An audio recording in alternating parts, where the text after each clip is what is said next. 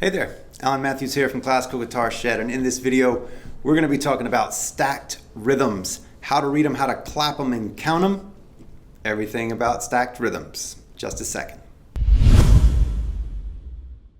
When we see classical guitar music, it's oftentimes so complex looking on the page. There are notes going up and down and around, and there's these and these down here, and there's rest stuck in the middle of things. There's so much information packed in one measure of music. So then if we glance at this, how do we clap it and count it? How do I know what the rhythm is so that I can play this puppy, right? It's good to know that whenever we have classical guitar music, it's actually a lot of information. It's multiple lines of music all on one line. So we have a melody, we have a bass, we have interior voices or accompaniment.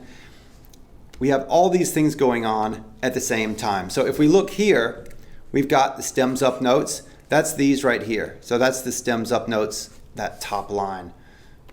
Next we have the interior voices. That includes this rest and that's these right here. There's the rest. There's the interior voices. And then we also have the exact same thing for the bass. We have the bass notes, long note, and then some short notes. There they are, the exact same note. So we take all of these. If this was an orchestral score or multiple, if this was a string trio, they would have it separated onto different lines. But we play it all at one time and we smush it all onto one staff. The staff is the lines and spaces.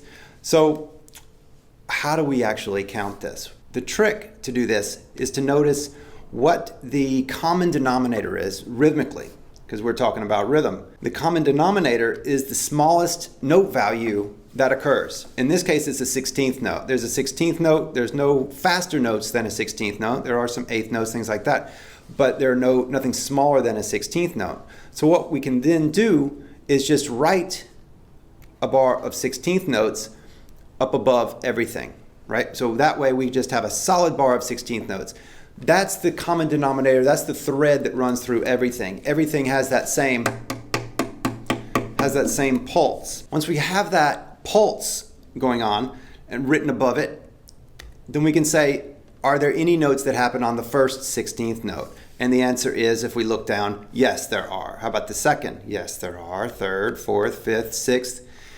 Once we go through this, then we can notice which beats, which 16th notes have a note that happens in some voice, in any voice, and then we can call that the conglomerate rhythm. So the conglomerate rhythm of this entire bar is steady 16th notes. So to glance at it, you wouldn't necessarily know that, but once you do this exercise, then you can know it's just 1 and 2 and 3 and is the rhythm for this particular measure. So all of the 16th notes, something's happening. So the conglomerate rhythm, that's the big $10 word, the rhythm of all of them smushed together is just steady 16th notes in this case. It might be something different. Now, that's the total rhythm.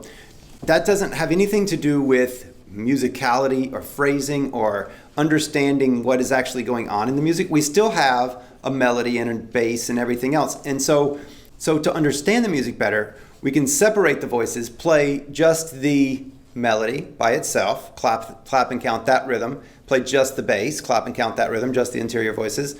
And then you can also put them together in twos so that you clap the melody in one hand, bass in another hand, or play the bass, sing the melody, or vice versa, interior voices, all of that. So you can start to put that together so that you can hear what's going on musically. But the main rhythm all together for this one is just steady 16th notes. And it could have been that there wasn't one on one particular beat and then we'd adjust accordingly.